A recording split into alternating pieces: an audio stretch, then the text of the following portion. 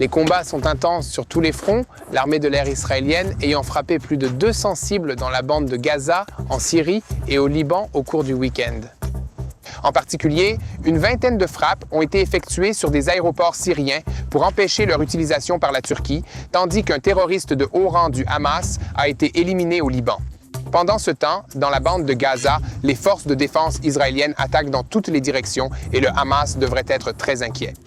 L'objectif déclaré de cette manœuvre est de faire avancer un accord sur les otages et le bureau du porte-parole de Tsahal a déclaré publiquement que nous ne cesserons pas les combats tant que le Hamas n'aura pas ramené les otages. Les forces terrestres de Tsahal ont à nouveau pénétré dans la zone de Shoujaïa, à Gaza, sous le couvert de frappes aériennes et de tirs d'artillerie, et ont étendu leurs opérations à la partie nord de la bande de Gaza, également près de la mer. Les forces de Tsahal, y compris la division 36, ont commencé leur activité dans le corridor de Morad et ont publié la documentation de la première activité dans cette zone. Les forces ont éliminé des dizaines de terroristes et ont localisé des stocks d'armes et de munitions. Tsahal et le Shin Bet ont également annoncé qu'un terroriste impliqué dans l'enlèvement et le meurtre des membres de la famille Bibas a été éliminé. Pendant ce temps, sur le front diplomatique, de hauts fonctionnaires américains ont fait savoir à l'Égypte qu'il était inutile de parler de réhabilitation de la bande de Gaza sans éliminer le Hamas. Et plus loin, avant la visite du Premier ministre Benjamin Netanyahou à Washington pour une réunion avec le président Trump lundi, l'analyste principal du Moyen-Orient de TBN, Mati Shoshani, nous apportera toutes les mises à jour sur les étapes diplomatiques entre Israël et les États-Unis. Les détails liés à Gaza, l'Arabie Saoudite et l'Iran sont tous sur la table et Mati nous donnera également une prévision concernant les tarifs douaniers d'Israël. Et bien sûr, nous aurons également une mise à jour sur les menaces iraniennes contre Diego Garcia, l'île britannique de l'océan Indien qui abrite une base utilisée par l'armée de l'air américaine. Le président Donald Trump a envoyé une flotte de bombardiers stratégiques sur cette base dans le cadre d'une armada aérienne et maritime qui comprend suffisamment de puissance de feu pour détruire complètement les programmes d'armes nucléaires de l'Iran ainsi qu'une grande partie de ce pays. Nous avons donc beaucoup à dire aujourd'hui, alors plongeons dans les détails. Je m'appelle Yair Pinto et voici votre rapport Boots on the Ground sur ce qui se passe en Israël le jour de la guerre contre le Hamas, le Hezbollah, les Houthis au Yémen, les milices chiites en Irak et tous les autres groupes armés de la région qui agissent sous le contrôle du corps des gardiens de la révolution islamique d'Iran qui est à la tête de l'axe du mal au Proche-Orient. Avant de commencer, je vous invite à cliquer sur le bouton d'abonnement afin de rester au courant de la vérité en temps réel et de ne jamais manquer un autre épisode de Boots on the Ground. Aujourd'hui, nous commençons par les nouvelles en provenance de la bande de Gaza. Dans la nuit de samedi à dimanche, les forces de défense israéliennes ont étendu leurs manœuvres terrestres au nord et au sud et ont pris le contrôle de nouvelles zones à Beit Hanoun, Beit Laria, Rafah et le long du corridor de Morag. Pendant ce temps, les batteries de l'armée de l'air et du corps d'artillerie ont opéré pour frapper des cibles terroristes et soutenir les forces terrestres. Au cours des dernières 24 heures, l'armée de l'air a attaqué 160 cibles terroristes, y compris des terroristes individuels, des infrastructures terroristes, des tunnels et des centres de commandement. Selon des publications palestiniennes, des dizaines de terroristes ont été éliminés lors de ces frappes, ainsi que plusieurs personnes définies comme des commandants de haut rang du Hamas et de nombreux agents de niveau inférieur. Les portails des médias arabes ont largement rendu compte de l'intensification des frappes de Tsahal dans différentes parties de la bande de Gaza. Selon les publications, les forces blindées ont progressé à Shoujaïa, dans la partie orientale de la ville de Gaza. L'opération dans la zone a commencé vendredi à la suite d'une annonce d'évacuation générale faite par le porte-parole de Tsahal à la population avant une attaque contre l'infrastructure terroriste du Hamas qui tente de reconstituer ses capacités au sein de la population civile.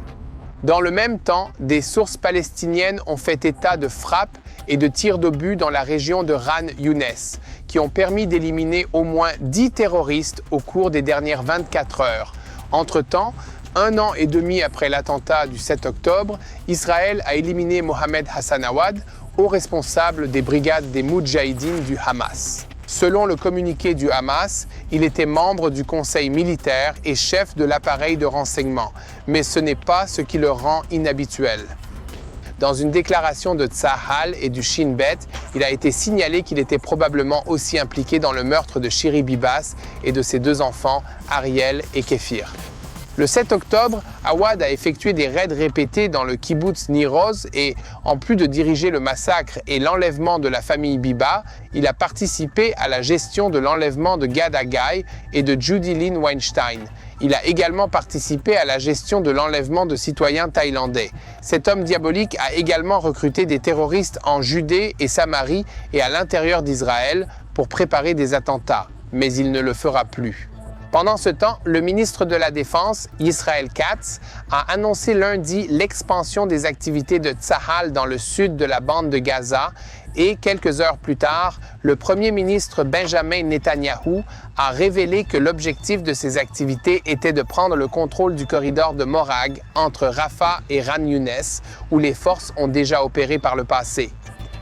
Par ailleurs, l'unité du porte-parole de Tsahal a publié samedi soir une documentation sur la première activité des forces de la division 36 qui sont retournées opérer dans la bande de Gaza et ont commencé leur activité dans le corridor de Morag. C'est la première fois que les forces de l'armée israélienne opèrent dans cette zone, parallèlement à l'activité de l'armée israélienne dans d'autres zones de la bande de Gaza et au-delà, afin d'exercer une pression supplémentaire sur le Hamas. Il a également été rapporté que dans le cadre de l'opération, les forces de la division opèrent dans la région de Rafah pour localiser et détruire les infrastructures terroristes qui s'y trouvent encore. Jusqu'à présent, les forces ont localisé des armes et éliminé des dizaines de terroristes avec l'aide et les conseils du centre de tir de la division.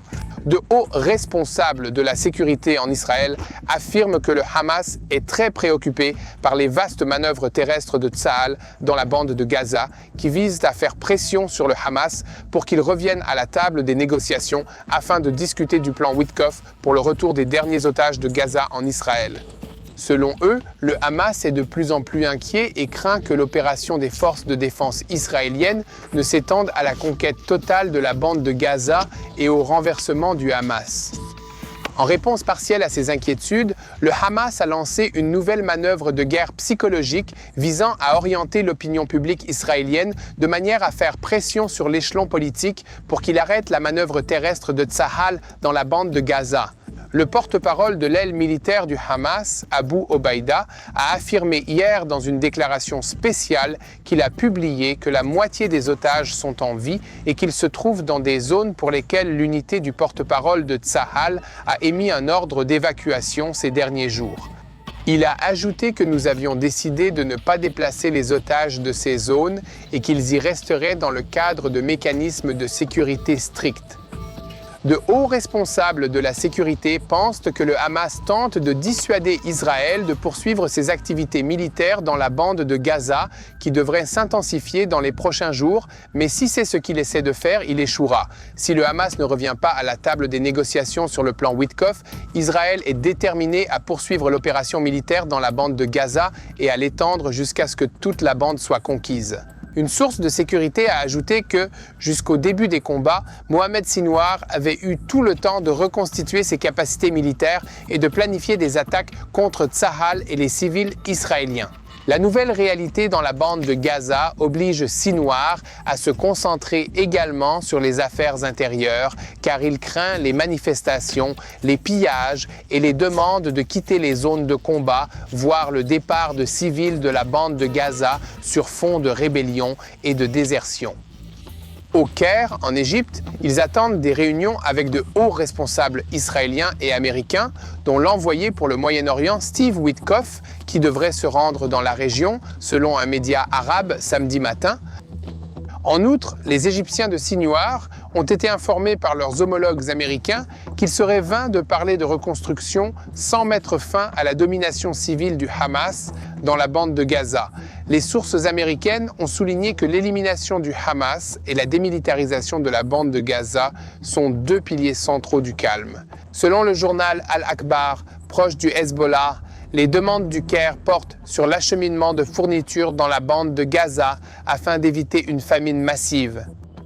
D'autres rapports indiquent que l'Égypte a reçu des signaux clairs selon lesquels il est inacceptable de parler du processus de reconstruction de la bande de Gaza à l'heure actuelle.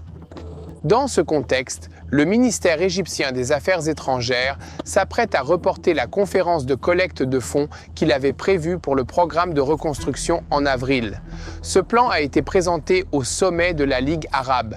Entre-temps, des sources ont déclaré à Al-Akhbar qu'une délégation du Fatah est arrivée au Caire vendredi pour rencontrer le ministre égyptien des Affaires étrangères, Badr Abdel Ataï. Et selon ces sources, il leur dira que l'Égypte n'acceptera pas le retrait complet du Hamas et que les factions palestiniennes doivent agir de manière positive entre elles.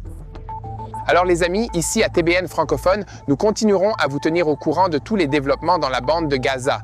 Et comme toujours, nous vous demandons de continuer à répandre la vérité en partageant nos vidéos sur YouTube et en nous suivant sur les médias sociaux. Et surtout, n'oubliez pas de cliquer sur le bouton s'abonner afin de rester à l'écoute de la vérité en temps réel. Et si vous souhaitez faire plus, vous pouvez nous faire un don pour que nous puissions créer plus de vidéos comme celle-ci. Cliquez sur le bouton Donate sur YouTube ou visitez notre site web à l'adresse tbnfr.org. Concernant la région du Nord, l'armée de l'air israélienne a pris des mesures ces derniers jours pour contrecarrer une tentative de l'armée turque de s'implanter en Syrie.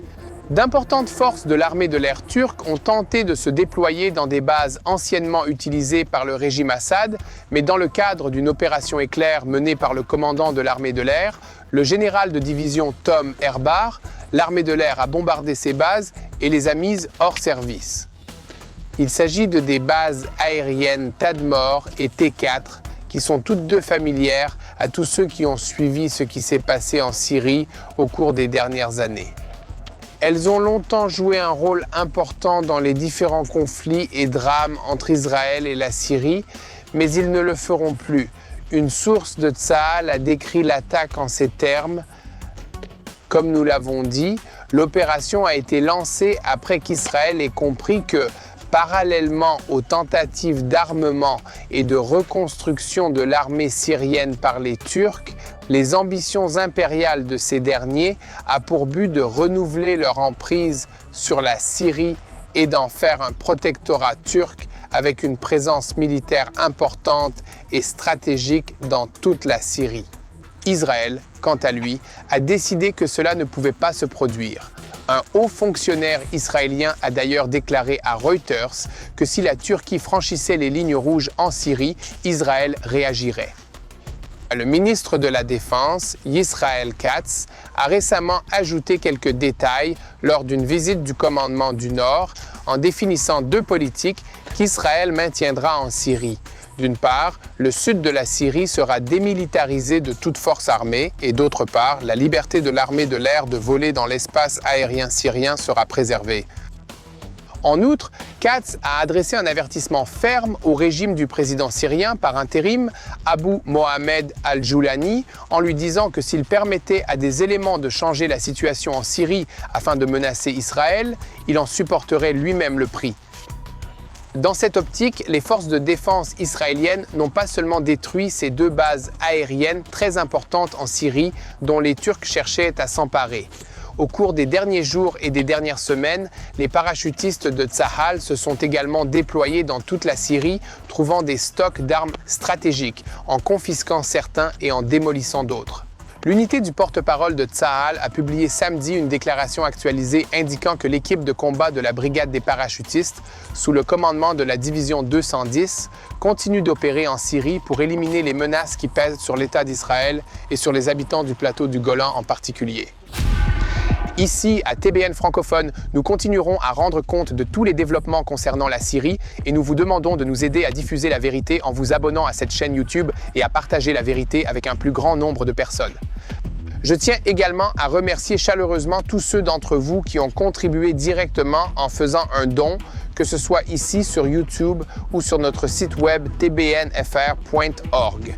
Chaque euro que vous avez donné nous a aidé à créer plus de contenu en provenance d'Israël et à partager la vérité sur ce qui se passe. Merci beaucoup pour vos prières et votre soutien. Nous allons maintenant passer à Mati Shoshani, analyste principal de TBN pour le Moyen-Orient, qui va nous présenter les derniers développements concernant les efforts du président américain Donald Trump pour forcer l'Iran à s'asseoir à la table des négociations. Comme cela a été largement rapporté, des bombardiers stratégiques B-2 ont été déployés sur la base insulaire de Diego Garcia dans l'océan Indien. Ces avions sont capables de transporter des armes nucléaires ainsi que les bombes géantes à pénétration de munitions massives Bunker Buster qui pèsent 12 tonnes et qui ont été développées spécifiquement pour frapper les installations nucléaires souterraines de la République islamique. Mati, quel est l'avenir des relations entre les États-Unis et l'Iran et qu'est-ce qui sera discuté lors des rencontres entre Trump et le Premier ministre Benjamin Netanyahou à la Maison-Blanche lundi? Et la question que tout le monde se pose est la suivante. Qu'en est-il des droits de douane que Trump a imposés à Israël? Essayons de faire le point. Tout ce qui se passe dans cette région, en particulier en ce qui concerne les relations entre les États-Unis et Israël, les relations entre les États-Unis et l'Iran, et le rôle des Houthis dans toute cette histoire. Mais il nous faut d'abord revenir en arrière. Ces 2 dernières semaines ont été très confuses et je suis d'accord avec vous si vous commencez à perdre le fil de tout ce qui se passe dans cette région. J'ai moi-même lu les nouvelles ces derniers temps et j'ai parfois l'impression que nous lisons toujours les mêmes titres et qu'ils recyclent presque les nouvelles. Mais cette semaine et ces derniers jours, nous avons constaté un changement dans la façon dont les choses se passent dans cette région. Nous assistons à une première fissure dans la manière dont l'Iran réagit à sa guerre par procuration et aux menaces de l'administration américaine et de ses alliés, nous, les Israéliens. Voyons donc ce qu'il en est. Qu'avons-nous constaté ces dernières semaines? Nous avons vu les Iraniens repousser fermement toute tentative des Américains d'entamer des négociations directes, toute tentative de mettre en place une véritable supervision ou de mettre fin à leur capacité militaire nucléaire, ainsi que toute option militaire de la part des États-Unis ou d'Israël. Les Iraniens sont allés jusqu'à dire, premièrement, qu'ils ne négocieraient pas sous ce niveau de pression et, deuxièmement, ce qui est plus important pour notre sujet d'aujourd'hui, qu'ils ont proféré des menaces contre les forces américaines stationnées autour de l'Iran, allant jusqu'à dire qu'ils attaqueraient les forces américaines à Diego Garcia dans l'océan Indien, ou qu'ils tenteraient d'attaquer d'autres parties dans cette région. Pendant ce temps, les États-Unis mènent des missions de bombardement dans le nord du Yémen, contrôlées par les Houthis depuis plus de 3 semaines, des attaques d'une plus grande ampleur et d'une plus grande intensité que ce que nous avons vu jusqu'à présent dans cette région. Il semble que les choses commencent enfin à changer. Je tiens à dire quelque chose. Nous nous trouvons dans une situation vraiment étrange où les médias qui sortent, où les nouvelles et les communiqués de presse qui sortent, à la fois de l'administration américaine et de l'administration iranienne, sont faits par des sources qui resteront anonymes. Aucun membre du gouvernement ne les soutient officiellement, ni ministre des Affaires étrangères, ni ministre de la Défense. De nombreuses déclarations, en particulier celles des Iraniens, sont en quelque sorte diffusées dans la sphère médiatique par des sources qui resteront anonymes au sein du gouvernement. Cela nous donne l'impression et l'inquiétude que cela fait peut-être partie de la tactique de négociation. Ces dernières semaines, nous avons parlé du niveau de préparation des forces américaines, en particulier des moyens aériens et des forces israéliennes, en particulier de l'armée de l'air israélienne. Nous sommes tous prêts à attaquer l'Iran, les Iraniens le savent. Ils ont donc commencé à réduire leur soutien public aux rebelles Houthis, parce qu'ils veulent prendre leur distance par rapport à un problème dont ils ont compris que les États-Unis n'allaient pas s'écarter. De plus, il est évident que le monde entier soutient la lutte contre toute personne ou organisation qui prévoit de perturber le commerce et le trafic maritime mondial, ce que les Houthis font, non pas qu'ils prévoient de le faire, mais qu'ils le font déjà activement depuis plusieurs mois. Le gouvernement iranien dit qu'il soutient moins les rebelles Houthis et qu'il est prêt à négocier, à discuter, à s'asseoir à la table des négociations. Et cela se produit à un moment où les pressions ont augmenté au point que nous en parlions l'autre jour dans le podcast de TBN Israël. Il suffirait d'une grosse erreur d'un responsable iranien, d'un membre des forces armées américaines, d'un membre des forces Houthis pour que quelqu'un pense qu'une attaque imminente se prépare et que tous les boutons rouges soient actionnés. Et ils essaient de faire marche arrière. Ils essaient de se retirer de cette position, je parle ici des responsables iraniens bien sûr, et d'atteindre une position où ils peuvent commencer à négocier. Ils ne sont pas préparés et ils ne sont pas prêts à subir un assaut total de la part de l'administration américaine. Ils n'ont aucune chance de gagner contre une attaque combinée des États-Unis et d'Israël, et encore moins contre une attaque prolongée, combinée à des sanctions et à des pressions diplomatiques. Ils veulent être libérés des restrictions imposées par les sanctions. Ils veulent repositionner leur place à la table des négociations au Moyen-Orient, en partant du principe qu'ils ne sont pas totalement menacés militairement, mais qu'ils sont capables d'agir plus librement. Et je pense que ce que nous voyons n'est qu'un début. Gardons à l'esprit que les Iraniens sont des négociateurs astucieux, très intelligents et très sophistiqués. Tout cela pourrait n'être que des mots qu'ils prononcent sans avoir l'intention de changer leurs actions. Ils reviendront à la guerre par procuration dès qu'ils sentiront que la pression américaine s'est relâchée. Et dans ce qui concerne les États-Unis, comme vous le savez, le gouvernement américain a imposé une série de droits de douane à de très nombreux pays et à de nombreux produits entrant dans le pays. Le premier ministre israélien se rend dans ce pays dans le but d'annuler les droits de douane qui allaient être imposés sur les produits exportés par Israël. Israël, rappelons-le, est une économie insulaire. La plupart des produits de ce pays, ou presque, sont exportés. Et nombre d'entre eux sont, soit dit en passant, de nature technologique ou sophistiquée, systèmes d'armement, logiciels, puces informatiques, etc. Bien sûr, ce que nous ne voulons pas, c'est qu'ils imposent des droits de douane, et certainement pas un partenaire commercial comme les États-Unis. Un autre grand sujet sur la table, bien sûr, Netanyahou va discuter avec le président Trump de la question de l'Iran, de la façon dont nous allons combattre l'Iran, de la façon dont nous allons nous assurer que les Iraniens n'échappent pas à la pression qu'ils subissent et qu'ils atteignent un point où ils démantèlent vraiment leur capacité militaire nucléaire, où ils viennent vraiment à la table avec un cœur disposé à changer leur place dans le Moyen-Orient. Pour conclure cette réflexion, disons qu'Israël et les États-Unis ne peuvent pas se permettre d'avoir une bombe nucléaire iranienne, pas plus que les Saoudiens ou toute autre personne dans le monde qui souhaite la paix et le bien pour tous dans cette région, sans parler d'Israël, bien sûr.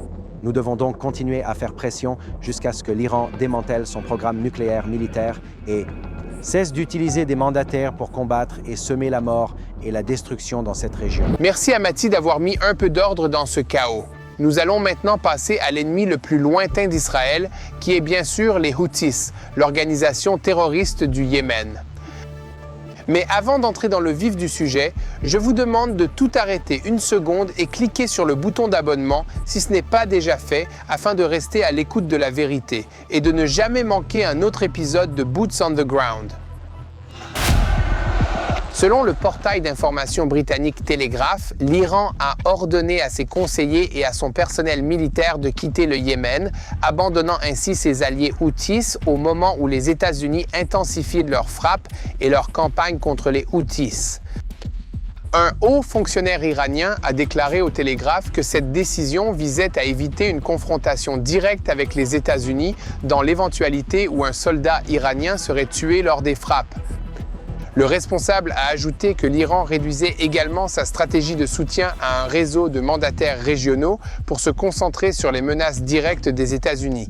Et selon la source, les principales préoccupations de Téhéran sont Trump et la manière de traiter avec lui. La source a ajouté que chaque réunion était dominée par des discussions à son sujet. Et aucun des groupes régionaux que nous avons soutenus par le passé n'est évoqué. Toutefois, la source a ajouté que l'opinion ici est que les Houthis ne seront pas en mesure de survivre et qu'ils vivent leurs derniers mois, voire leurs derniers jours, et qu'il n'y a donc aucune raison de les garder dans notre liste. Les Iraniens ont certainement de bonnes raisons de penser cela. Les États-Unis ont mené des frappes quasi quotidiennes contre les Houthis depuis que les médias ont eu connaissance, le mois dernier, de messages de discussion de groupes envoyés par de hauts responsables de l'administration Trump au sujet de ces frappes. Les frappes, que Donald Trump a qualifiées de succès inimaginable, ont détruit d'importantes cibles militaires et mis fin aux activités des commandos des Houthis. Un porte-parole du Pentagone a déclaré que d'autres avions de combat seraient envoyés dans la région, mais n'a pas fourni de détails spécifiques. Toutefois, à la fin du mois dernier, l'armée de l'air américaine a annoncé qu'un certain nombre d'avions d'attaque au sol A-10, Thunderbolt 2 et 300 membres d'équipage étaient en route pour le Moyen-Orient. Les Houthis, pour leur part, affirment qu'ils attaquent les navires de guerre américains en mer Rouge, y compris le porte-avions USS Harry S. Truman, qui a mené les efforts pour les attaquer. Aucun navire n'a encore été touché, mais la marine américaine a déclaré que les tirs étaient les plus violents que les marins aient rencontrés depuis la Seconde Guerre mondiale. Samedi, le président Trump a partagé une vidéo de bombes larguées par ses troupes sur le Yémen sur les réseaux sociaux et a écrit « Oups, ces Houthis ne nous attaqueront plus ». Le président Trump a clairement indiqué que les frappes se poursuivraient jusqu'à ce que les Houthis ne constituent plus une menace pour la liberté de navigation et a prévenu que la véritable douleur était à venir s'ils ne cessaient pas. Dans le même temps, le président a envoyé un message clair à l'Iran. Le soutien aux terroristes Houthis doit cesser immédiatement. La directrice du renseignement national, Tulsi Gabbard, a dressé un tableau plus positif de la situation, affirmant que les frappes avaient permis d'éliminer de hauts dirigeants Houthis et de détruire un certain nombre d'installations utilisées pour produire des armes de pointe. Selon elle, l'évaluation de la communauté du renseignement a confirmé les dommages causés aux installations de l'organisation et que l'opération contribue et contribuera à la reprise de la navigation en mer Rouge. Un haut responsable du Pentagone affirme également que les frappes aériennes ont atteint leur objectif dans la phase initiale de l'opération et qu'elles ont perturbé les capacités de communication des dirigeants Houthis, limitant ainsi leur réaction, et il a également démenti que l'opération soit prévue pour durer 6 mois, malgré d'autres évaluations. Ici, à TBN francophone, nous continuerons à rendre compte de tous les développements dans ce domaine également. Alors, continuez à soutenir Israël, partagez et suivez-nous, et surtout, priez. Les prières sont efficaces. Unissons-nous donc dans la prière pour les otages de la bande de Gaza. Nous avons encore 59 otages et nous voulons qu'ils soient libérés. Retour à Israël. Continuez à prier pour les soldats de Tsahal, où qu'ils soient, qu'ils se battent au Liban, en Syrie, dans la bande de Gaza, en Judée et en Samarie, ou qu'ils nous protègent dans le ciel contre les roquettes des Houthis. Prions et soutenons Israël, car il s'agit d'une guerre spirituelle qui nous concerne tous. Elle commence au Moyen-Orient, mais ne s'y termine jamais. Ces organisations terroristes veulent s'emparer de tout l'Occident, et je parle bien sûr de l'Europe, des États-Unis d'Amérique, et essentiellement détruire toute notre société. C'est leur objectif. Alors que faisons-nous? Nous prions. Unissons-nous dans la prière pour la paix à Jérusalem et ensemble nous gagnerons cette guerre parce que Dieu est de notre côté.